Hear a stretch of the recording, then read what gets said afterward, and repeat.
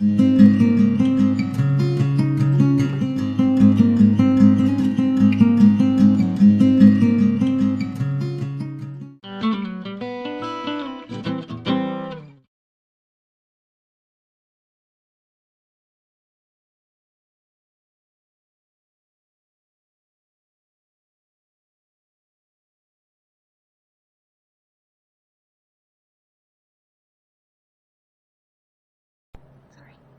here's an example of what the embossing gun will do, and it's going to blow a lot of air out of here, so you're going to see the wax move around. But this is how I would fuse this onto the surface for the base layer. You'll see as the heat hits it, it starts to heat up and turn a darker color. And I'm doing what's called an overfuse so that it's soaking down into the surface. It's going to be probably a little bit harder to see on this white section, but you should be able to see the wax changing and the little bubbles coming up on the surface.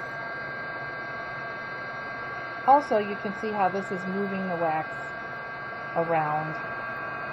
And there are times when you just don't want that to happen. There are times when you do, but it changes. And then as soon as I remove the heat, you're going to see that start to turn a cloudy color, and that just means that the encaustic is starting to cool. And it almost looks sometimes like it's moving.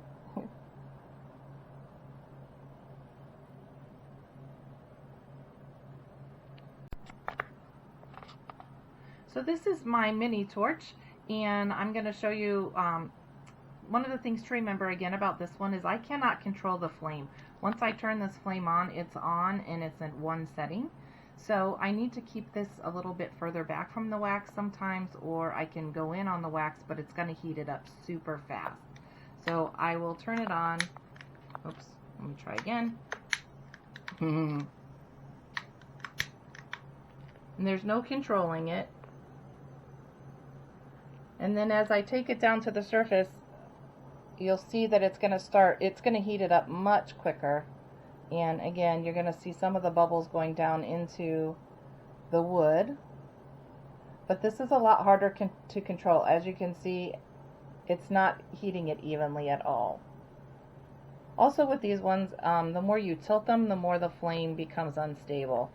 So they're good for getting into small areas, but that's really about it when I use that one. So I'm going to turn that one off and show you the big torch. This one's going to be a little harder to get on camera because it's so large. But this is the ignition button, and this is the lock button, and this controls the flame.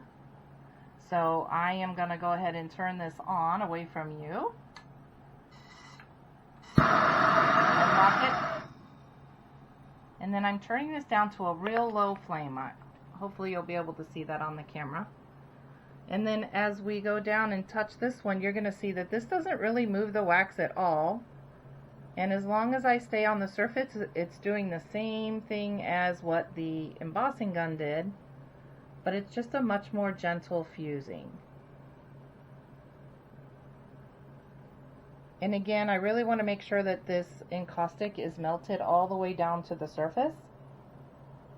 And I usually do my edges a little extra. And you can kind of see the change in the encaustic there.